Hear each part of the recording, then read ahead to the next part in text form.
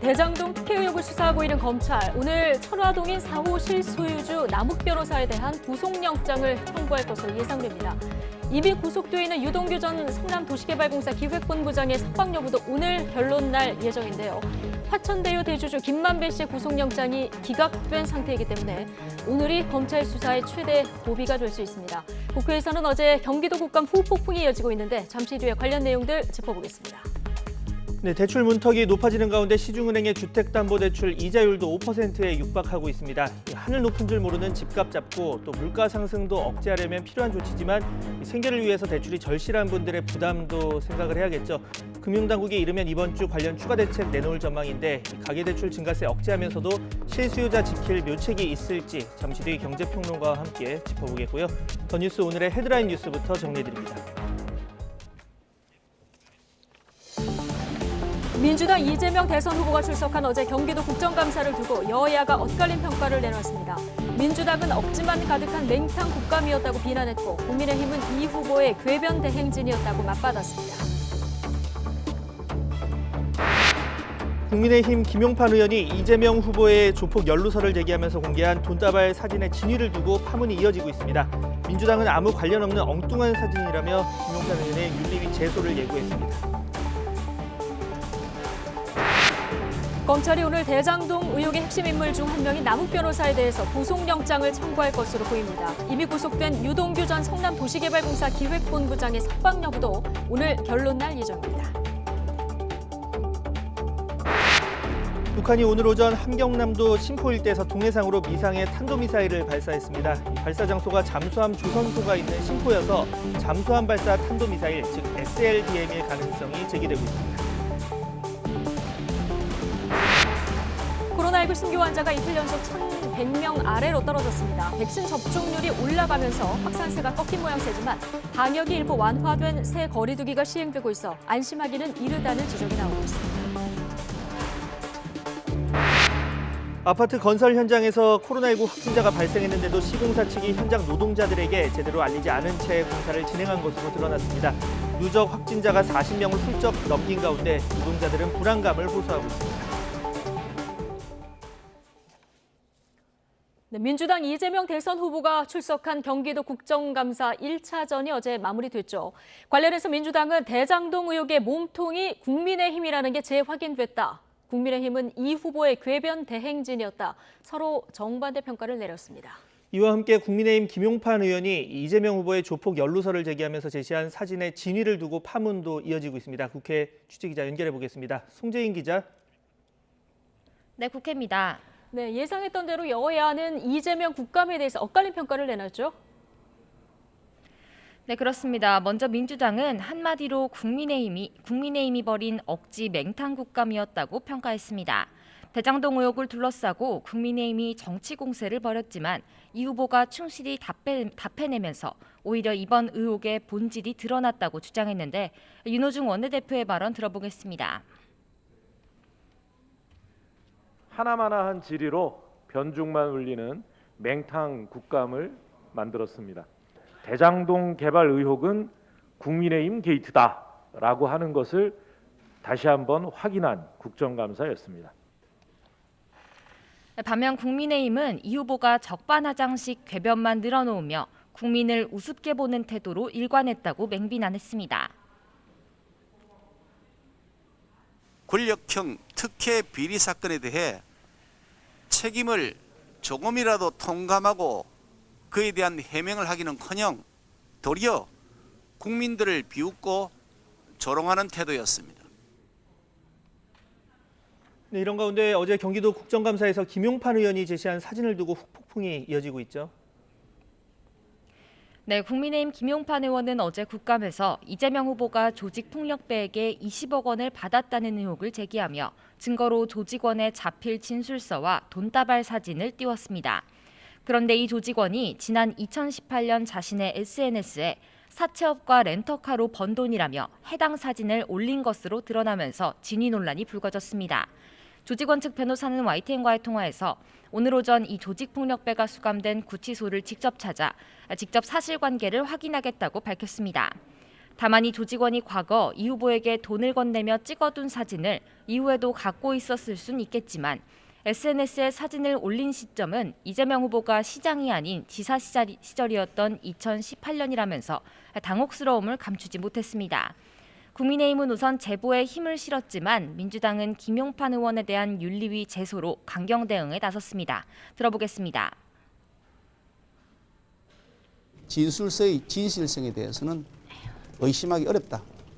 함부로 의심할 수 없다. 상당 부분 진실일 것이다. 그렇게 추정합니다. 조폭 범죄자의 진술을 국감장에 가져와서 면책 특권에 기대 아무 말이나 던진 김용판 의원은 국민의힘의 현재 수준을 정확히 보여주고 있습니다. 파장은 오늘 서울시를 상대로 한 행안위 국정감사에서도 이어지고 있습니다. 민주당 민영배 의원이 김용판 의원은 국감장에 있을 자격이 없다며 사보임을 요구하자 김용판 의원은 제보의 실체가 명확하고 조직원이 제시한 진술서에 드러나 있다며 물러서지 않았습니다. 급기야 여야 의원들 사이 고성까지 오가면서 결국 서영교 위원장은 오전 국감 중지를 선언했습니다. 네, 이런 가운데 내일은 경기도에 대한 두 번째 국정감사가 열리죠. 네, 내일 국토교통위원회의 경기도 국정감사에서도 2차 대장동 공방전이 예상되는 만큼 이재명 후보는 오늘 공식 일정 없이 준비에 주력합니다. 이 후보는 내일 국감까지 마치면 본격적인 대선 체제에 돌입하겠다는 계획인데 이번 주 지사직을 내려놓을 가능성이 큽니다.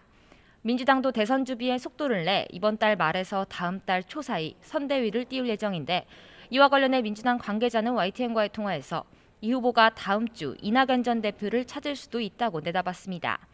만남이 성사될 경우 이 후보는 이 전 대표에게 원팀을 위해 공동 선대위원장직을 맡아달라고 요청할 전망입니다. 네, 국민의힘 대선 주자들 동향도 들어볼까요? 네, 우선 윤석열 전 총장은 이틀째 부산에서 당심 공략에 집중하고 있습니다. 윤 전 총장은 어제 PK 지역 토론회에서 전직 대통령 수사가 적절했는지를 두고 다른 주자들의 집중 공격을 받았죠. 보수 텃밭 표심을 두고 신경전이 가열된 만큼 윤 전 총장은 오늘 부산 해운대에서 당원들을 만나 자신이 당을 혁신하겠다며 지지를 호소했습니다. 유승민 전 의원 역시 또 다른 승부처인 TK 지역에서 오늘 당원들을 만나고 홍준표 의원은 중원으로 향합니다. 원희룡 전 지사는 언론 인터뷰를 잇따라 소화하며 소통에 나섭니다. 지금까지 국회에서 YTN 송재인입니다. 대장동 개발 특혜 의혹을 수사하고 있는 검찰이 오늘 천화동인 4호 실소유주 남욱 변호사에 대한 구속영장을 청구할 것으로 보입니다. 이런 가운데 이미 구속된 유동규 전 성남도시개발공사 기획본부장의 석방 여부도 오늘 결론 날 예정입니다. 취재기자 연결해 보겠습니다. 우철희 기자. 네, 서울중앙지방검찰청입니다. 네, 자, 귀국하자마자 바로 조사를 받은 남욱 변호사. 검찰이 이르면 오늘 남 변호사에 대한 구속영장을 청구한다고요? 네, 남욱 변호사 어제 새벽 인천국제공항으로 입국하자마자 체포가 됐죠. 형사소송법상 체포된 피의자를 구속하기 위해서는 48시간 이내에 구속영장을 청구해야 하고요. 아니면 바로 풀어줘야 하기 때문에 검찰이 오늘 남 변호사에 대한 구속영장을 청구할 가능성 매우 큽니다. 검찰은 어제 남 변호사를 상대로 밤 10시까지 강도 높은 조사를 했습니다. 대장동 개발 사업에서 했던 역할과 정영학 회계사가 제출한 녹취록에 나오는 화천대유 대주주 김만배 씨와의 정관계 로비 의혹 등을 집중적으로 따져 물은 것으로 보입니다.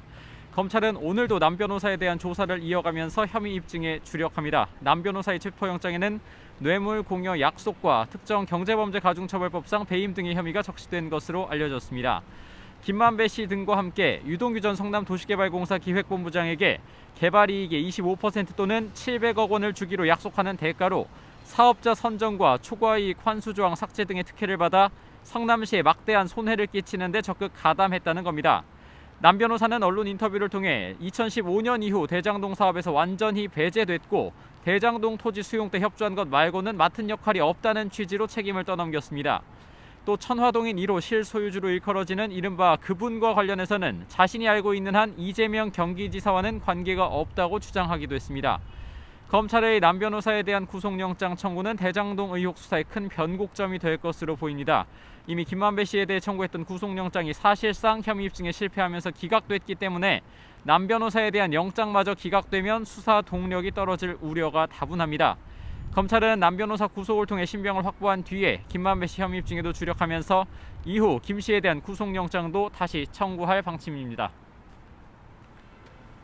네, 이런 가운데 구속 상태로 수사를 받고 있는 유동규 전 본부장을 석방할지도 오늘 결론이 날 예정이죠.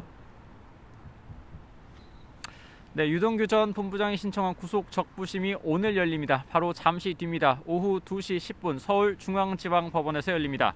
구속 적부심은 구속된 피의자가 자신에 대한 인신구속이 적법한지 따져달라고 법원에 다시 판단을 구하는 절차인데요.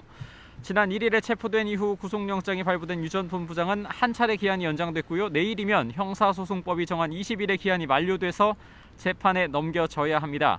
유 전 본부장은 김만배 씨 등으로부터 뇌물을 받거나 받기로 약속하고 화천대유 측에 특혜를 줘서 결과적으로 성남시에 막대한 손해를 끼친 혐의를 받고 있습니다. 유 전 본부장 변호인 측은 구속영장 범죄 사실에 나오는 뇌물을 받은 적이 없고 사업자 선정 당시 조작이나 초과이익 환수 조항 삭제 등의 배임 행위도 없었다고 주장했습니다. 또 검찰의 소명이 부족하다면서 도주와 증거인멸 우려도 구속 이후 수사협조로 사실상 사라졌다고 석방의 필요성을 강조했습니다. 뇌물을 주거나 주기로 약속했다는 김만배 씨의 구속영장이 기각된 만큼 다시 한번 법원의 판단을 받아보겠다는 의도로 풀이가 됩니다. 법원은 유 전 본부장을 직접 신문해서 이르면 오늘 안에 석방 여부를 결정할 것으로 보입니다. 네, 그리고 검찰이 문화재청에 대해서도 압수수색을 했는데요. 이건 좀 뒤늦게 알려졌다고요.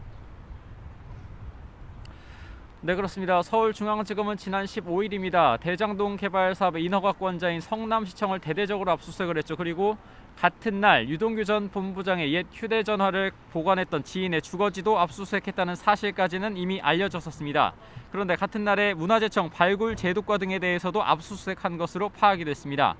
무소속 곽상도 의원 아들이 화천대유로부터 받은 퇴직금 등 50억 원의 뇌물 여부를 판단하기 위한 자료 확보 차원으로 해석이 됩니다.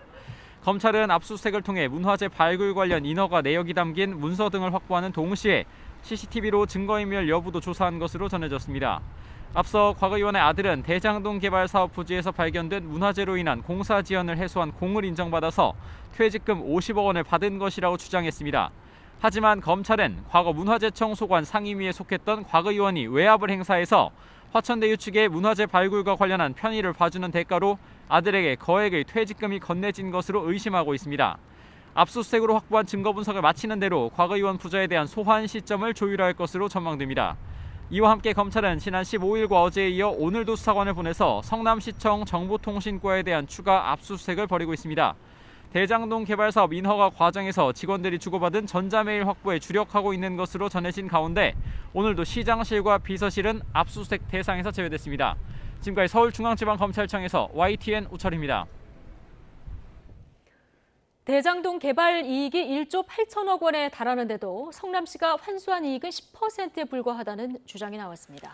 경제정의 실천 시민연합은 자체 조사한 결과를 토대로 이같이 밝혔는데 공권력을 이용해 토지를 강제 수용했으면서도 특정 개인과 민간 기업에 1조 6천억 원의 부당이익을 돌려줬다고 지적했습니다. 직접 들어보시죠.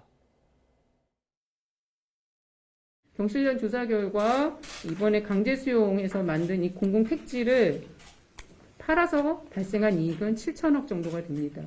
평균 평당 분양할 때는 2,452만 원, 경실련이 추정한 원가는 1,770만 원 해서 차액이 약 680만 원 정도 납니다. 그래서 이거를 전체 13개 블록으로 적용을 하면 약 1조 968억 원의 분양 수익이 예정이 됩니다.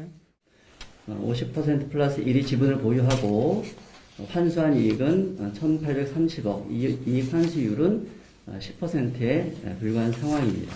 국민의 땅을 강제 수용하고 인허가권으로 논밭 임야를 아파트 등으로 용도 변경해준 토지를 민간에 분양하면서 특정 개인과 민간 업체에게 1조 6천억 원의 부당이익을 안겨준 게 본질입니다. 네, 북한이 또 탄도미사일을 쐈습니다. 지난달 말에 이어서 19일 만에 무력 시위를 재개한 셈인데 발사 장소가 잠수함 조선소가 있는 신포여서 잠수함 발사 탄도미사일 SMBL일 가능성이 제기되고 있습니다. 취재기자 연결해 보겠습니다. 자, 이승윤 기자. 네, 국방부입니다. 예, 자, 북한이 이번에 쏜 탄도미사일이 SLBM일 가능성이 제기가 되고 있는데 아직은 추정 단계인 거죠? 네, 그렇습니다. 아직 구체적으로 확인되지는 않았습니다. 합동참모본부는 북한이 오늘 오전 10시 17분쯤 함경남도 신포 일대에서 동해상으로 미상의 탄도미사일 한 발을 발사한 것을 탐지했다고 밝혔습니다. 일본 등 일각에서는 두 발이란 주장도 나왔지만 합참은 한 발로 확인됐다고 설명했습니다. 합참은 발사체의 재원이나 사거리 등 추가 정보에 대해서는 한미 정보당국이 정밀 분석하고 있다고 덧붙였습니다. 신포는 잠수함 조선소가 있는 곳인 만큼 이번에 발사한 탄도미사일이 SLBM, 잠수함 발사 탄도미사일일 가능성이 제기되고 있습니다. 앞서 지난 2016년 8월 24일 새벽 북한은 동해 신포 앞바다에서 SLBM을 쏘아올린 바 있습니다. 2010년대 들어 북한은 SLBM 개발에 본격 착수해 2016년 4월 북극성 1형의 첫 시험 발사에 성공했고 2019년 10월엔 수중 바지선을 이용해 북극성 3형 KN-26을 시험 발사했습니다. 우리 군이 먼저 잠수함에서 SLBM 발사에 성공하자 북한은 전문가 인터뷰 형식으로 우리 군의 SLBM을 효과적인 공격 수단이 될 수 없다며 평가절하하기도 했습니다. 북한이 이번에 SLBM을 발사했다면 최근 북한의 국방 발전 전람회에서 보여준 요격을 피하는 신형 SLBM인지 과거 열병식에서 공개했던 북극성 계열인지 아니면 수중 바지선에서 발사했는지 잠수함 함체에서 발사했는지도 관심입니다. 일단 북한의 단거리 탄도미사일은 유엔 안보리 결의 위반에 해당합니다.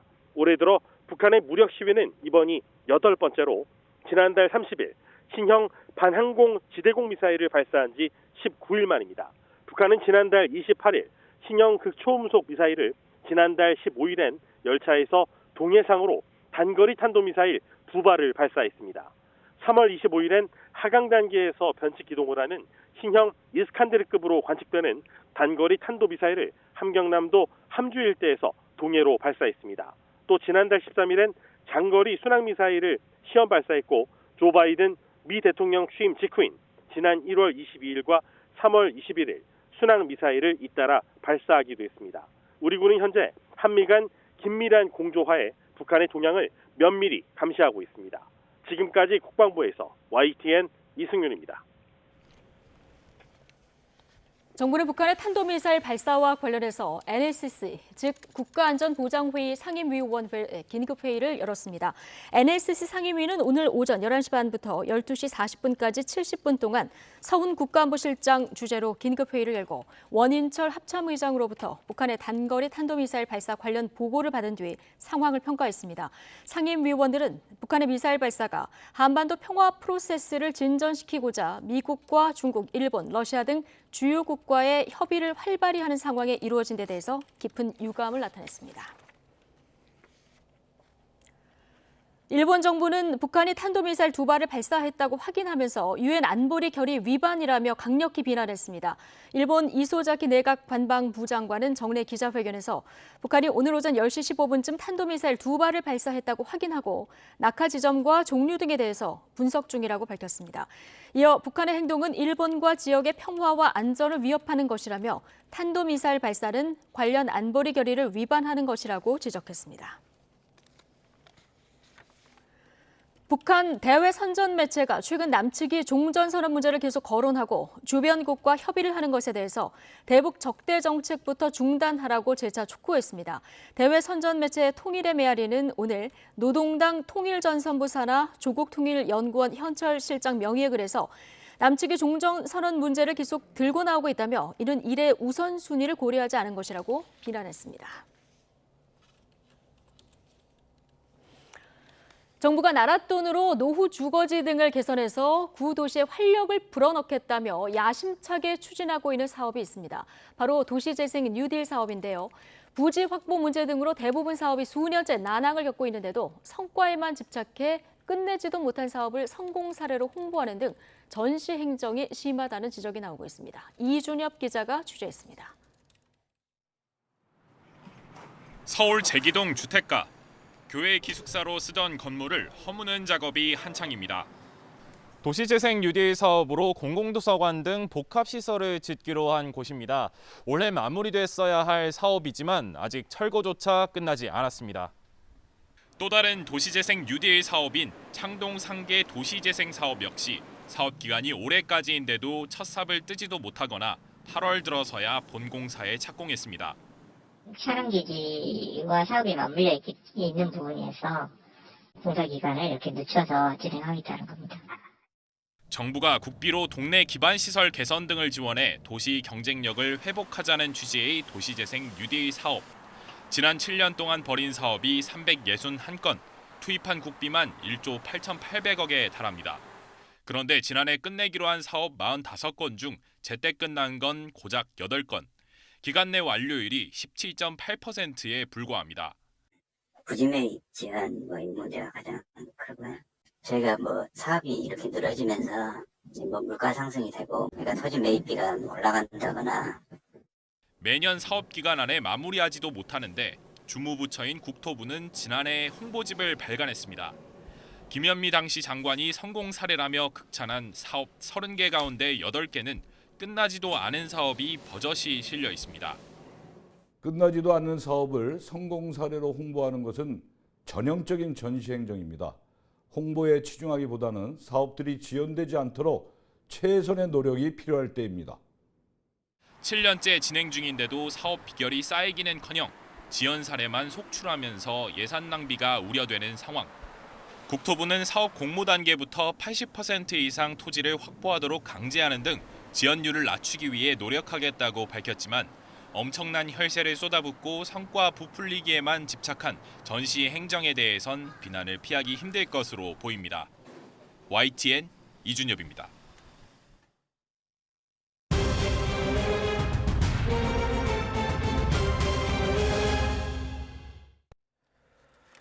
네, 코로나19 신규 확진자가 이틀 연속으로 1,100명 아래로 떨어졌습니다. 방역당국은 지난 일주일 하루 평균 확진자가 400명 가까이 줄었다며 백신 접종률이 올라가면서 4차 대유행 확산세가 꺾인 것으로 분석했습니다. 취재기자 연결해 보겠습니다. 이형원 기자. 네, 이영원입니다. 네, 먼저 자세한 확진자 현황 들어볼까요? 네, 오늘 0시 기준 코로나19 신규 환자는 1,073명입니다. 전날보다 23명 늘었지만 이틀 연속 1,100명 아래를 기록했습니다. 또 확진자 1,073명은 4차 대유행이 시작한 7월 7일 이후 두 번째로 적은 확진자입니다.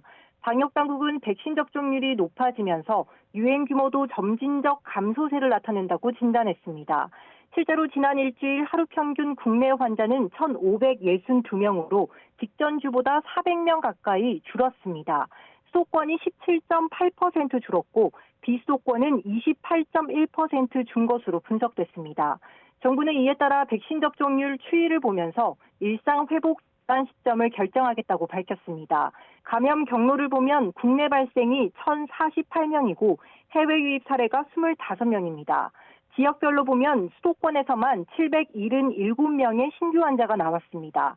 전체 지역 발생의 74.1%입니다. 수도권 밖에서는 충북 42명, 경북 41명, 충남 39명, 부산 38명 등이고 울산과 세종에서는 환자가 발생하지 않았습니다. 코로나19 관련 사망자는 21명이 늘었는데 4차 대유행 시작 이후 가장 많았습니다. 위중증 환자는 1명 줄어 344명입니다. 백신 접종도 순조롭습니다. 1차 신규 접종자는 7만여 명이고 접종을 모두 마친 사람은 62만여 명 늘었습니다. 이에 따라 백신 접종률은 1차가 78.8%, 접종 완료는 65.9%입니다. 네, 하지만 여전히 완전히 마음을 놓을 수 없는 상황인데요. 이 김부겸 국무총리가 민주노총의 파업이 자칫 방역을 무력화할 수 있다면서 철회를 촉구했죠. 네, 그렇습니다. 김부겸 국무총리는 오늘 중대본 회의에서 내일로 예정된 민주노총 총파업과 관련해 지금이라도 총파업 계획을 철회해달라고 당부했습니다. 김 총리는 단계적 일상 회복으로 나아가는 마지막 고비에서 총파업은 공동체의 안전에 결코 도움이 되지 않는 무책임한 행동이라고 지적했습니다. 특히 겉으로는 방역 수칙에 맞게 소규모 집회를 하겠다고 신고했지만 현장에서는 다수 인원이 집결하는 편법 쪼개기 집회가 있을 것으로 우려했습니다. 그러면서 어떤 형태로든 방역을 무력화하는 집회나 시위에 대해서는 정부가 하나하나 현장을 체증해 누구도 예외 없이 끝까지 법적 책임을 물을 것이라고 강조했습니다. 코로나19 상황에 대해서는 이번 주말쯤 백신 접종 완료율이 전 국민의 70%를 넘어설 것으로 보인다며 최근 확진자 규모도 소폭이나마 줄고 있어 희망적이라고 진단했습니다. 이어 다음 주까지 방역을 안정적으로 관리해낸다면 모두가 염원하는 단계적 일상 회복의 첫걸음을 시작할 수 있을 것이라고 내다봤습니다. 지금까지 사회부에서 YTN 이영훈입니다.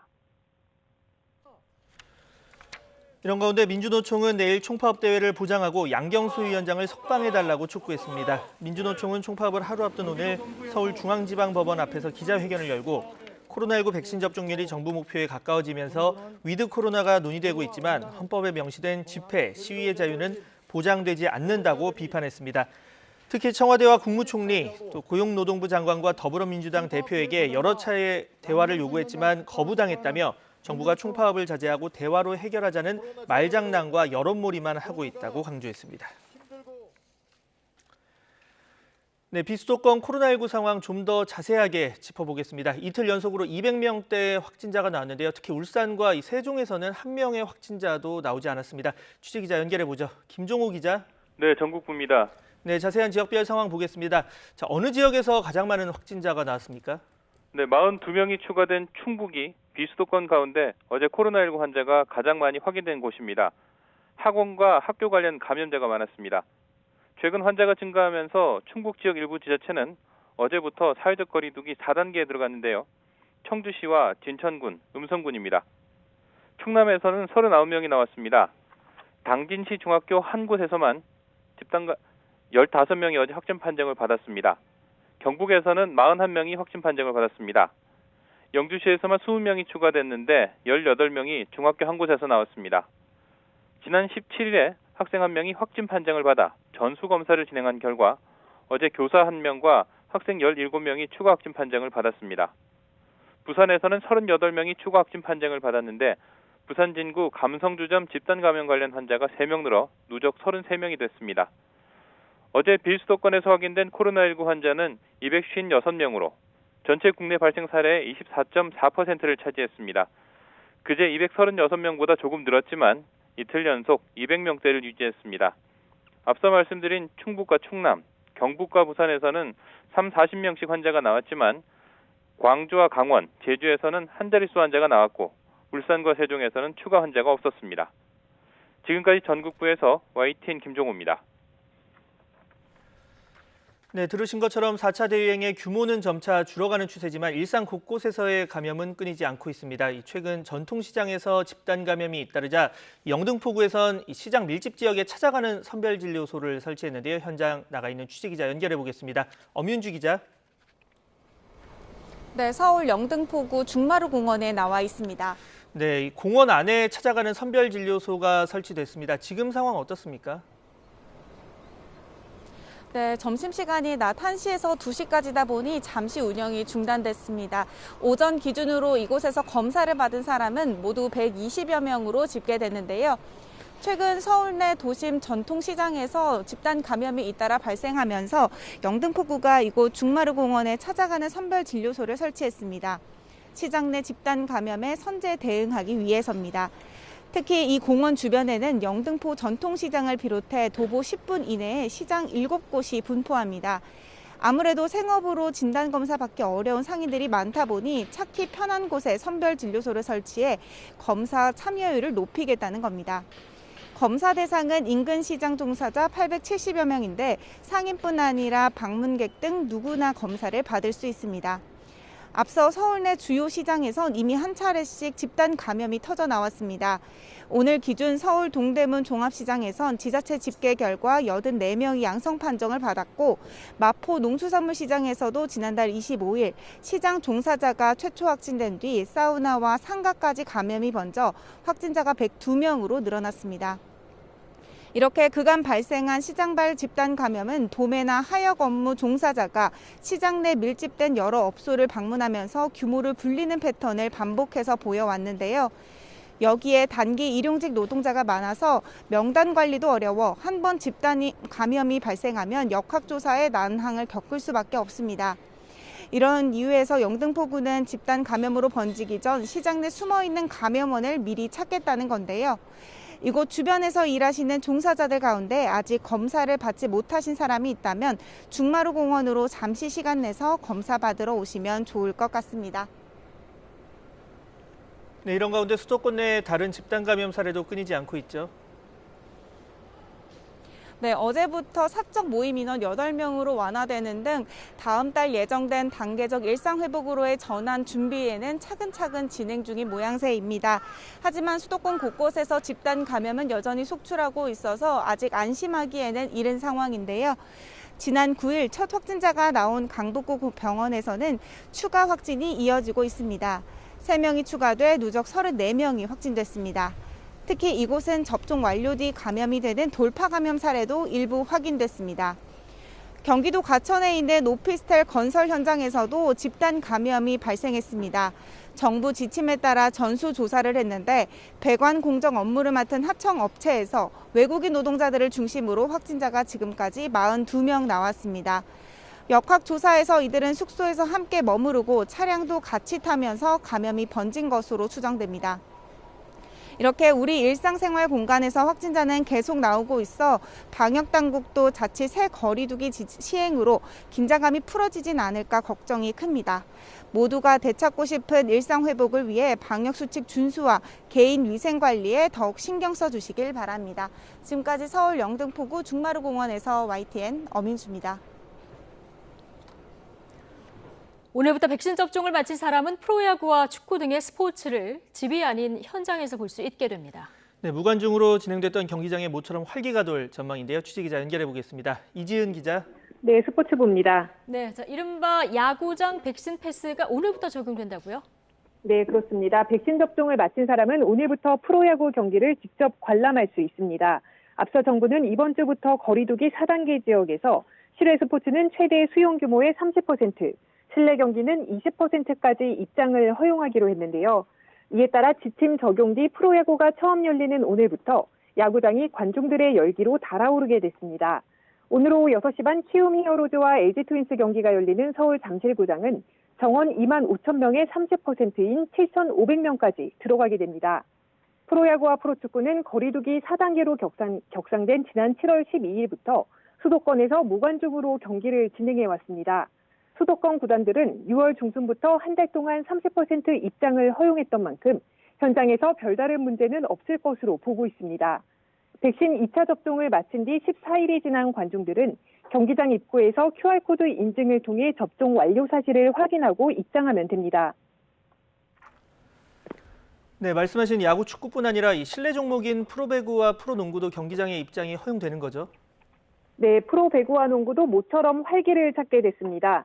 프로배구 14개 구단은 홈 경기에서 관중 입장을 허용하기로 했다고 밝혔습니다. 프로농구와 프로배구 수도권 경기장은 백신 접종 완료자에 한해 수용 규모의 20%까지 입장이 가능합니다. 또 비수도권에서 열리는 배구 경기는 백신 접종 여부와 관계없이 들어갈 수 있습니다. K리그도 이번 주말부터 백신 패스를 적용하기로 하고 수도권 경기장 관중 입장을 시작합니다. 정원의 30% 기준이 적용되며 모든 좌석 사전 예매와 물과 음료 외의 음식을 먹을 수 없도록 한 방침은 그대로 유지됩니다. 지금까지 스포츠부에서 YTN 이지은입니다. 다음 달 18일 치르는 2022학년도 대학 수학능력시험이 30일 앞으로 다가왔습니다. 남은 시간을 어떻게 활용하느냐에 따라 수능 성적에 큰 영향을 주게 되겠죠. 마지막까지 최선을 다하면서 건강관리 역시 소홀히 해서는 안 된다는 지적입니다. 신현준 기자의 보도입니다. 올해는 문이과가 통합된 첫 수능입니다. 국어와 수학이 공통과목과 선택과목의 구조로 치러지고 탐구 영역도 사회와 과학 구분 없이 선택할 수 있습니다. 이처럼 개편된 수능이지만 전반적인 출제 방침은 지난해 수준으로 유지됩니다. 과목 간 난이도도 불규칙하고 선택 과목 간 난이도도 불규칙하기 때문에 전 과목에 남은 시간 동안에 좀 고르게 학습하는 것이 무엇보다 중요할 것 같습니다.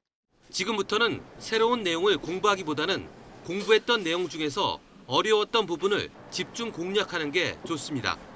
기출 문제를 풀면서 오답 노트를 활용하는 것도 도움이 됩니다. 또 일주일에 한두 차례는 실제 수능처럼 모의고사를 치러 시간 안배 연습도 해야 합니다. 내가 어려워하면 모든 애들이 다 어려울 거다.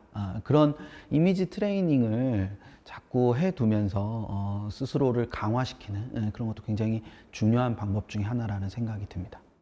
상위권 학생들은 기본 문제를 빠르고 정확하게 푸는 연습을 통해 실수를 줄이고 새로운 유형이나 고난도 문제를 매일 학습하는 것도 중요합니다. 중하위권 학생들은 기본 개념을 문제풀이에 적용하는 연습을 하면서 아는 문제를 실수로 틀리는 것을 방지하는 게 고득점 비결입니다. 파이널 시기에 수능도 수능이지만 수시 결과가 나오기 때문에 수시 결과에 너무 연연하지 않는 것이 수능을 대비하는 데 가장 좋은 전략입니다. 코로나19 상황에서 치르는 수능인 만큼 건강 관리에도 유의해야 합니다. 백신을 맞았다고는 하지만 사람들이 많이 모이는 곳을 피해 코로나19나 감기에 걸리지 않도록 유의하고 수능 당일 최상의 컨디션을 유지할 수 있도록 신경 써야 합니다. YTN 신현주입니다.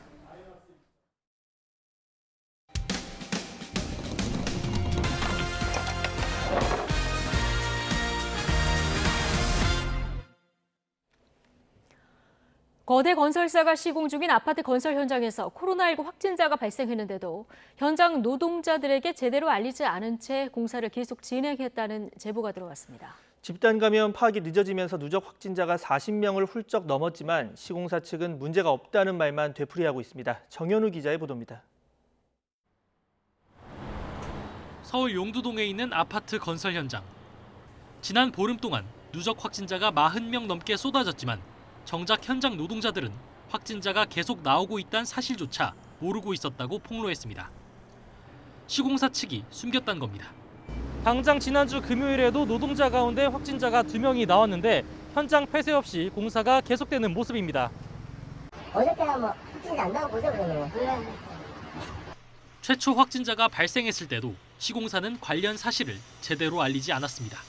지난 4일 처음 노동자가 확진됐지만 노동자들은 이틀 뒤 우연히 현장에 차려진 선별검사소에서 한꺼번에 8명이 양성 판정을 받고서야 집단 감염 발생을 알게 됐습니다. 4일날 이제 그것도 어떻게 하냐면 이제 삼성 직원에서 목소리를 들은 게 아니라 이제 거기 이제 현장에서 이제 관리하시는 분의 소리도 들었습니다. 이후 감염이 확산하면서 한글날 연휴엔 공사장을 닫고도 관련 확진자가 계속 나와 감염 규모가 40명까지 늘었습니다. 노동자들은 시공사 측이 집단 감염 상황을 정확히 알리지 않고 공사를 강행해 불안감이 커지고 있다고 호소합니다. 연휴가 처음이 아니라 이제 그 전에도 있었고 했는데 그 전에는 이런 상황까지는 안 벌어졌거든요. 현장에서 바로 이제 한 하루 정도는 뭐 선별 지급소에서 뭔가 검사를 맡고서 출근하는 게 맞는 건데. 반면 시공사 측은 음성 판정을 받은 사람만 현장에 들여보내고 있어 큰 문제가 없다고 맞서고 있습니다. 기본적으로 PCR 검사에서 음성 확진이 되신 분들에 한해서 이제 공사장 이제 투입을 하고 현장에서도 이제 PCR 음성 나오더라도 그 신진단 키트를 활용해서. 하지만 확진자와 같은 현장에서 일한 노동자들 본인도 모르게 접촉자를 확인하거나 감염을 차단하는 것 자체가 어불성설이란 지적도 나옵니다.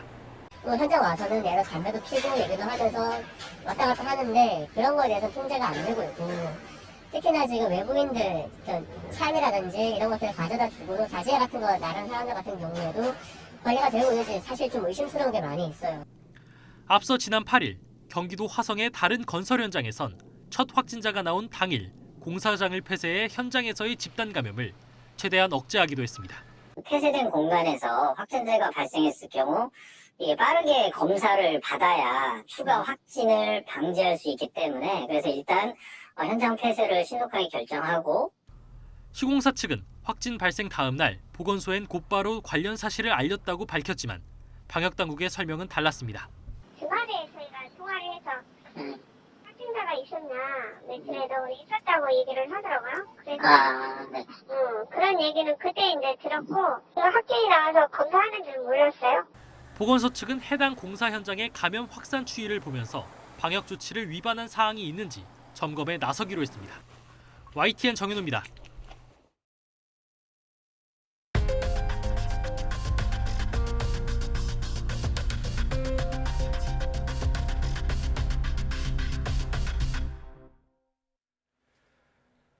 순수 국산 기술로 완성한 한국형 발사체 누리호가 모든 준비를 마치고 우주로의 비상을 앞두고 있습니다. 이번 발사는 대한민국의 우주 독립 시대를 여는 중요한 변곡점이 되는데요. 누리호 발사가 지닌 의미를 김현우 기자가 짚어드립니다. 1.5톤짜리 모의 위성을 고도 700km에서 궤도에 올려놓으면 누리호 발사는 성공입니다. 그 고도까지 올려놓을 수 있는 발사체, 즉 로켓은 전략 기술로 분류돼 국가 간 기술 이전이 엄격히 제한된 분야입니다. 이 때문에 누리호 발사가 성공한다면 우리나라가 우주 개발에 나선 지 30년 만에 기술 독립을 이룬 날로 평가할 수 있습니다. 날아오는 당시에 러시아와의 기술 협력에 의해서 만들어진 발사체였고요. 이번 누리호는 순수 우리 기술로 독자적인 개발을 이루어냈다라는 게 가장 중요한 차이점인 것 같습니다. 누리호는 발사체 설계부터 제작까지 전 과정을 국내 독자 기술로 12년에 걸쳐 완성했습니다. 발사체 개발의 3대 난제로 꼽히는 추진체 탱크 제작과 연소 불안정, 그리고 여러 엔진을 하나로 묶어 추진력의 균형을 맞추는 클러스터링을 자체 기술로 극복했습니다. 높이 47.2m의 거대한 3단형 발사체를 세울 수 있는 발사대 역시 독자 기술로 개발했습니다. 우리 땅에서 우리 위성을 우리 로켓에 실어 우주로 보낼 수 있는 완벽한 시스템이 완성된 것입니다. 누리호의 심장이라고 할 수 있는 액체 로켓 엔진을 비롯한 주요 장치를 국내 300개 기업이 참여해 개발한 것도 의미가 큽니다. 정부 주도에서 민간이 주도하는 우주시대, 뉴 스페이스로의 전환이 가능해지기 때문입니다. 앞으로 저는 우주 개발이 더 이상 할 것이냐 말 거냐 선택의 문제는 아니고 국가의 발전을 위해서 반드시 우리가 잘 해야 되는 그런 분야라고 생각을 합니다. 처음 개발된 발사체 발사 성공률은 30% 남짓. 순수 국산 기술력과 희망을 품은 누리호가 우주 독립의 대장정을 위한 채비를 마쳤습니다. YTN 김현우입니다. 네, 이틀 앞으로 다가온 누리호 발사 관련해서 최근 당국 브리핑이 있었는데요. 이 당부 하나가 눈에 띄었습니다. 이 실패 대신에 비정상 비행, 그리고 이 발사 대신에 비행 시험이라는 용어를 택해달라는 겁니다. 어떤 이유일지 자세히 보겠습니다. 네, 누리호는 앞서 언급을 했지만 우주 발사체, 쉽게 말해서 로켓입니다. 1.5톤급의 위성을 이 고도 600에서 800km 궤도에 올려놓는 걸 목표로 하고 있는데요. 이번 1차 발사에서는 이 실제 지구를 도는지까지 보는 건 아니고 오로지 해당 고도 사이에 물체를 투입할 수 있는지를 보고 성패를 판단합니다. 이 실제 인공위성이 아닌 이 같은 무게의 모형이 실리게 되고요. 이 목표 높이까지 오르는데 900여 초 정도가 걸릴 것으로 전망되고 있습니다. 자, 문제는 이 어떤 비행 시험도 성공률 100%를 담보하지는 못한다는 겁니다. 특히 각국의 우주산업 초창기에는 이 실패 확률이 더 높은데요. 구소련과 미국 등 2010년 이전 발사체를 확보한 11개 나라 가운데 이 단 3나라만이 첫 번째 시도에서 발사체를 우주로 쏘아 올릴 수 있었습니다. 확률로 보면 27.2%, 미국과 일본, 중국도 처음에는 실패했습니다.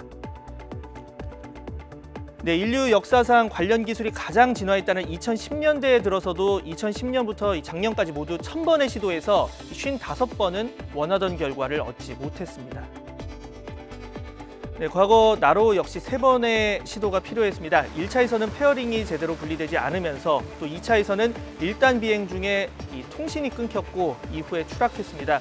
당시 일부 보도에서는 좌절된 우주의 꿈, 또 양치기 소년 나로호 등의 다소 자극적인 문구가 사용되기도 했습니다. 정말 아무 의미 없는 희생이었을까요? 자, 지금 보시는 화면, 지난 1993년 우리의 첫 발사체 개발과 시험 비행 장면입니다. 이 발사체 높이 6.7m, 비행 고도 39km에 이 날아간 거리는 77km. 지금과 비교할 수도 없지만 이 같은 경험이 축적되면서 97년 KSR 2호, 또 2002년 3호를 거쳐서 이 나로호, 또 지금의 이 누리호 시험 비행까지 올 수가 있었습니다. 네, 전문가들은 이 발사체 발사 기술을 터질락 말락이라고 표현합니다. 그 아슬아슬한 경기에서 수많은 실패, 다른 말로는 성공의 어머니들이 만들어지고 있다는 건데요. 이번 누리호의 1차 비행 결과와 관계없이 내년 5월에는 2차 비행이 예정돼 있습니다. 이 발사와 실패라는 단어 대신 시험 비행, 또 비정상 비행으로 표현하는 이유, 이번 역시 최종 목표에 도달하기 위한 개발 과정의 중요한 일부이기 때문으로 보입니다. 물론 이 문제가 발생한다면 냉정하고 또 꼼꼼하게 분석을 해야겠죠. 다만 이 단계에서의 좌절과 실망은 최대한 지양하자는 의미를 담고 있습니다.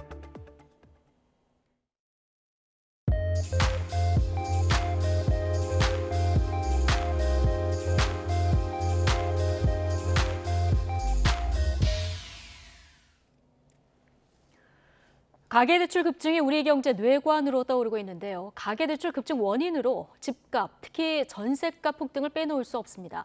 대출을 주던 정부가 전세대출의 일부 숨통을 틔워줬는데 실수요자들에게 여전히 문턱이 높죠. 상황이 이렇다 보니 가계대출을 줄이기 위해선 규제 강화보다는 집값 안정이 우선이라는 지적이 나오고 있습니다. 조태현 기자의 보도입니다. 지난해 상반기까지 국내 전세 시장은 비교적 안정적인 모습을 보였습니다. 상황이 급변한 건 지난해 7월 더불어민주당이 임대차 3법을 강행 처리한 뒤부터입니다. 지난해 6월 3억 2천만 원가량이었던 수도권 아파트 평균 전세값은 지난달에 4억 4천만 원의 벽마저 넘어섰습니다. 1년여 만에 1억 원이 훨씬 넘게 오른 겁니다. 집값 상승까지 맞물리며 자연스럽게 대출도 급증했습니다. 지난달에도 은행권의 주택 관련 대출은 6조 원 가까이 늘었습니다. 돈줄 조이기 정책이 큰 효과를 보지 못한 셈입니다. 더 강한 규제에 나서려던 정부의 계획에도 제동이 걸렸습니다. 실수요자 보호 차원에서 전세 대출은 총량 관리 대상에서 제외한 겁니다. 10월, 11월, 12월 중에 전세 대출에 대해서는 저희가 한도 관리, 총량 관리를 하는 데 있어서 유연하게 대응하도록 할 생각입니다. 그렇다고 실수요자의 숨통이 트인 건 아닙니다.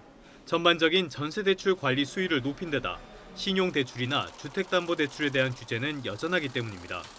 실제로 은행권은 4분기에 가계의 신용 위험이 커질 것으로 보고 있습니다. 대출을 더 깐깐하게 관리할 가능성이 크다는 뜻입니다.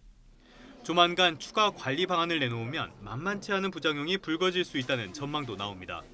은행권에서 대출을 줄인다 그러면 대출의 실수요자들을 이렇게 제2금융권, 제3금융권으로 오히려 내모는 이런 현상들이 발생해서 가계부채 관리에 오히려 안 좋아질 수 있는 부정적인 영향이 있을 수 있다. 가계대출이 우리 경제의 시한폭탄이라는 건 부정할 수 없는 사실입니다. 다만 규제에만 집중하기보단 집값 폭등이라는 원인부터 해결해야 한다는 목소리가 커지고 있습니다. YTN 조태현입니다.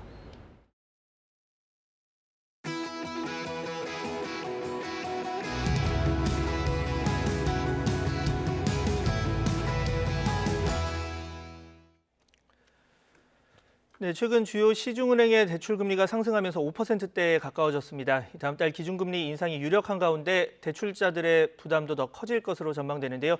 조만간 당국이 내놓을 가계부채 보완 대책에 관심이 쏠리고 있습니다. 관련 내용 전문가와 함께 짚어보겠습니다. 정철진 경제평론가와 함께합니다. 네, 어서 오세요. 네, 안녕하십니까. 네.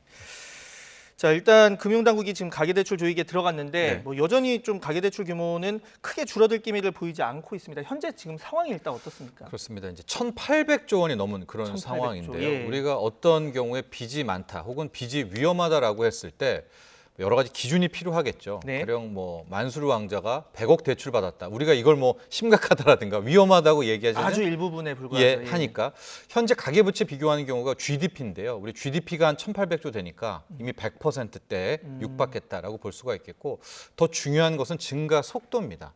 올해 같은 경우에는 가계부채 총량을 한 6%로 제한하고 있는데 최근 거의 4, 5년간을 보면 거의 7%, 8% 이 정도의 거의 급증세를 보이고 있다라고 볼 수가 있겠고요. 올해만 보더라도요. 거의 매달 뭐 6조 원, 7조 원대의 이 가계부채 증가 속도가 계속 나오고 있는 그런 상황이기 때문에 다른 나라와 비교해서도 뭐 미국도 정부 부채도 많고 빚도 많다 하지만은 2008년 말 세계 금융위기 터지고는 GDP 대비 가계부채 비율은 거의 70%대로 좀 다 떨어지는 상황인데 우리나라 같은 경우에는 지금 100%를 넘을 정도로 그런 상황이 되고 있으니까 그다음에 증가 속도 모두가 위험한 수준이다라고 볼 수가 있겠습니다. GDP 대비 100%라고 하셨는데 네. 뭐 미국 얘기를 좀 해주셨지만 다른 나라에 비해서도 지금 우리나라 그 비율이 높은 그렇습니다. 예, 유럽도 실은 한 번 그 구조조정을 했다고 해야 될까요? 그래서 가계부채만 놓고 보면 거의 70%, 80%로 일단 맞춰져 있습니다. GDP 대비. 그러나 우리 같은 경우에는 2008년 말 세계금융이 터졌을 때 어떤 큰 구조조정은 없이 그리고 이제 계속 커진 그런 모습이었었기 때문에 아마도 지금 당국의 대출 규제라든가 많은 또 뭐 석학들 전문가들이 가계부채를 뇌관으로 꼽는 이유가 있는 거죠.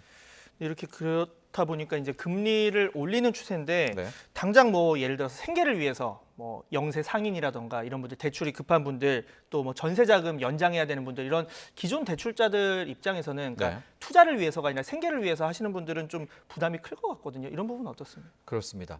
실은 지금까지는 이렇게 가계부채가 늘었음에도 불구하고 예. 뭐 어쨌든 버틸 수가 있었다라고 볼 수 있었던 게 인플레이션이 나오지 않았기 때문에 뭐 시중 금리라든가 기준 금리를 오히려 이제 저금리를 계속해서 유지해 왔던 겁니다. 물가는 크게 오르지 않았기 때문에. 예, 그렇습니다. 거의 2008년 기준으로 보면 뭐 10년 이상, 12년 가량의 저금리 시대를 유지해 왔는데 네. 말씀하신 것처럼 이제 지금의 문제는 뭐냐면 일단 중앙은행에서 기준 금리를 올리고 있고 이에 예. 따라서 시중 금리도 함께 이를 반영하고 있다라고 볼 수가 있을 텐데요. 최근에 돈 빌리러 뭐 은행 금융권에 가면 정말로 이 대출 금리가 많이 올랐구나. 그래서 실수요자들이 뭐 정말 부담을 느낄 정도로 많이 올랐다고 볼 수가 있습니다.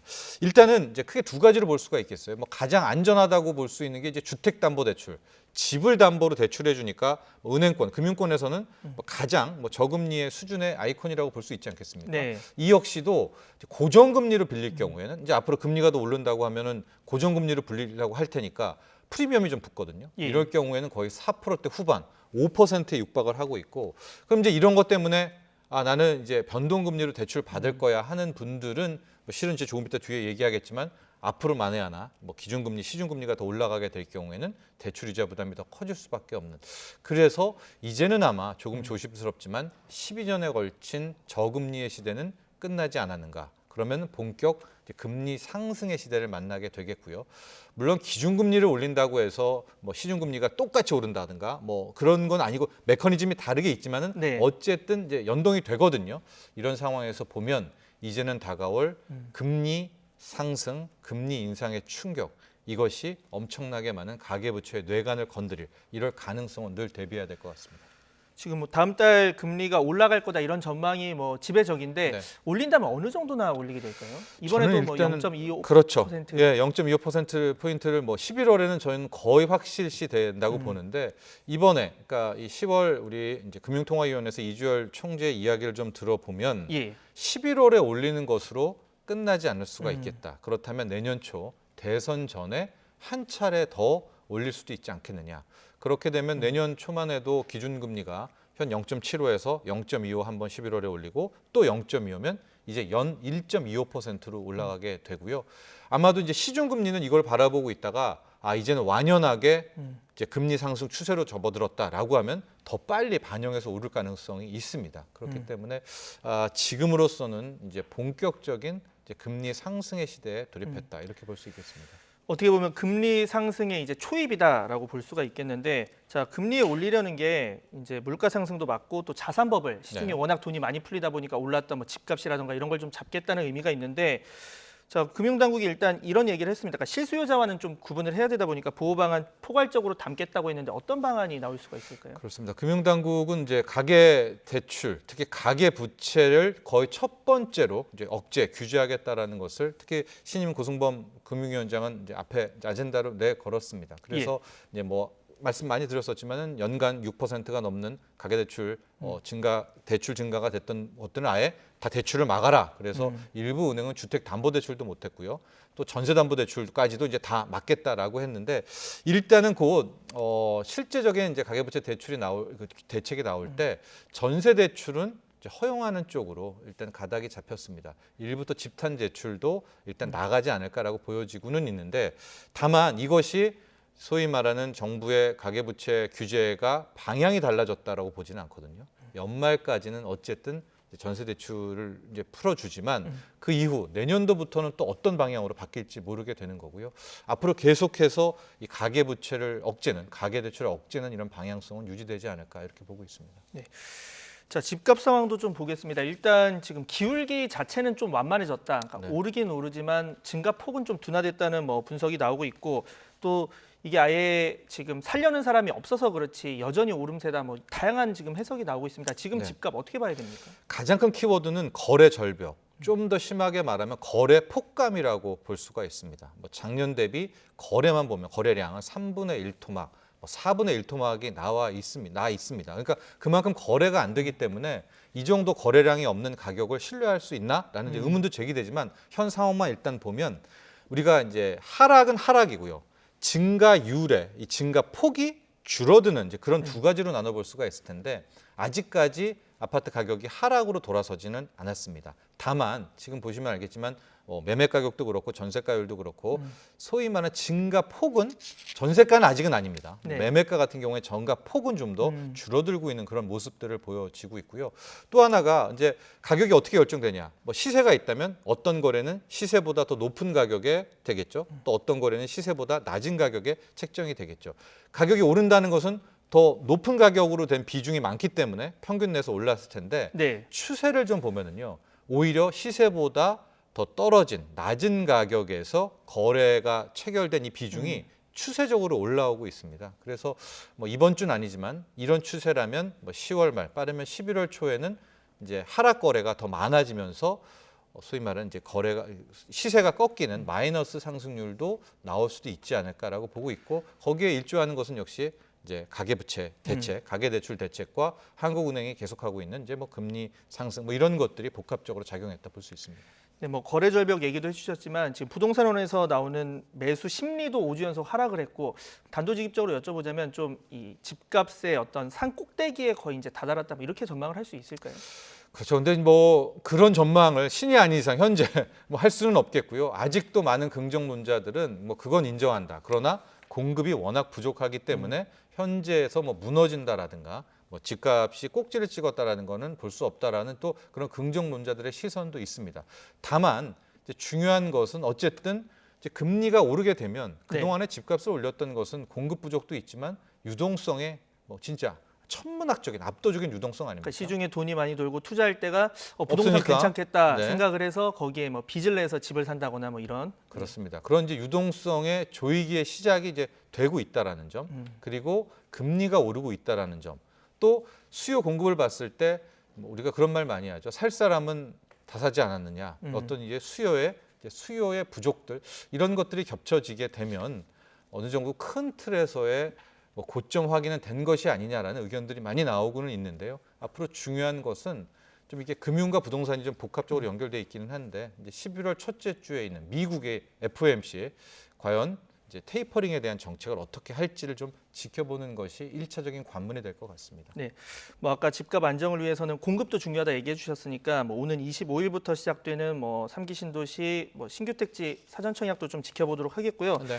자, 다음 주제도 좀 보겠습니다. 오늘부터 부동산 중개 수수료 요율이 낮아지는데 네. 이 현장에서 어떤 얘기가 나오냐면 이게 너무 조금 낮췄다 또는 어차피 낮춘 만큼 최대로 받아갈 거기 때문에 실효성이 없지 않을까 뭐 이런 얘기도 나오고요. 어떻게 보십니까? 뭐 실수요자 국민들이 계속 주장했던 것은 이제 정액제 혹은 고정요율입니다. 예, 그런데 지금 이제 표를 보시면 알겠지만 뭐 큰 틀에서는 상한선이 뭐 절반까지 떨어지는 반값 복비입니다. 이제 가령 매매 같은 경우를 보면 기존에 우리가 고가를 9억 정도로 생각을 했었는데 네. 이제는 15억 이상입니다. 그래서 뭐 9억에서 12억 같은 경우에는 기존의 0.9%의 이하에서 협의한다.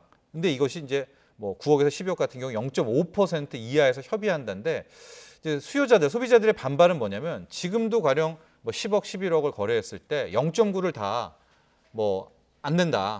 어쨌든 뭐 이런저런 해서 또 좀 깎아주세요 깎아주기도 해서 했기 반 정도 때문이었었다라는 것이고 예. 또 하나 이제 지금 같은 경우는 앞서 말한 개편에 따라서 뭐 10억 아파트 할 때 상한선입니다. 900만 원에서 500만 원으로 떨어졌고 전세 계약 같은 경우에는 8억짜리 전세다 하면 현행 640만 원, 0.8%에서 320만 원으로 떨어졌다라는 건데 저기 상한선이잖아요. 그렇기 때문에 아마 공인중개사 쪽, 부동산 쪽에서는 상한선으로 받으려고 할 테고 제일 많이 제일 많으려고요. 또 소비자는 이거 상한선이니까 난 더 깎겠다라는 또 현장의 갈등도 있을 것 같고요. 기본적으로 또 많은 이제 소비자들이 얘기했던 아예 정액제라든가 고정요율로 하게 되면 오히려 그게 낫지 않느냐. 뭐 가령 0.4%로 한다.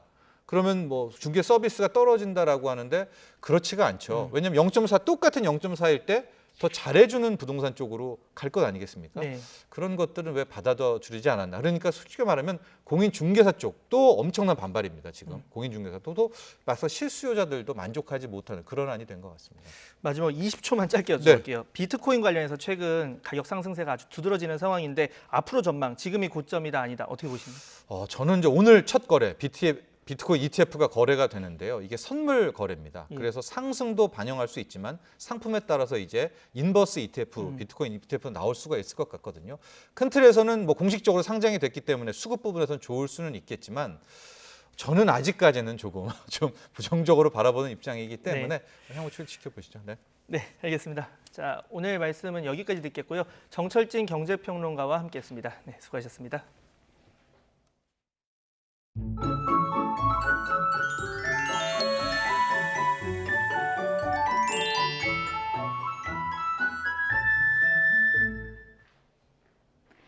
때이른 10월 초에 오늘 아침 설악산에는 올가을 첫눈이 내렸습니다. 작년보다는 15일이나 빨리 첫눈이 내린 건데요. 강원 영동 지방은 오늘 밤까지 5에서 30mm의 비가 더 내리겠고요. 기온이 낮은 강원 산간에는 1cm 안팎의 눈이 내려 쌓이겠습니다. 내일은 다시 전국적으로 맑은 하늘을 되찾겠고 당분간 동해안에는 너울성 파도까지 높게 일겠습니다. 내일 아침 기온은 오늘보다 1도에서 5도가량이 낮겠는데요. 서울이 5도, 대전은 3도 선에서 출발하겠고요. 한낮에도 종일 서늘하게 느껴지겠습니다. 내일 서울의 한낮 기온은 14도, 부산은 18도를 보이겠습니다. 당분간 전국이 대체로 맑겠지만 예년보다는 추운 날씨가 이어질 전망입니다. 지금까지 날씨 정보였습니다. 이재명 청문회가 된 경기도 국감, 승자는 누구였을까요? 조폭 돈다발 사진 후폭풍은 계속되고 있는데요. 여당에서는 의혹을 제기한 김용판 의원 윤리위 제소 이야기까지 나왔습니다. 네, 어제 부산에서 열린 국민의힘 토론회에는 노무현, 이명박, 박근혜 전직 대통령들이 소환됐는데요. 잠시 뒤에 전국 대담에서 관련 주제들 다뤄봅니다. 저희는 잠시 뒤에 돌아오겠습니다.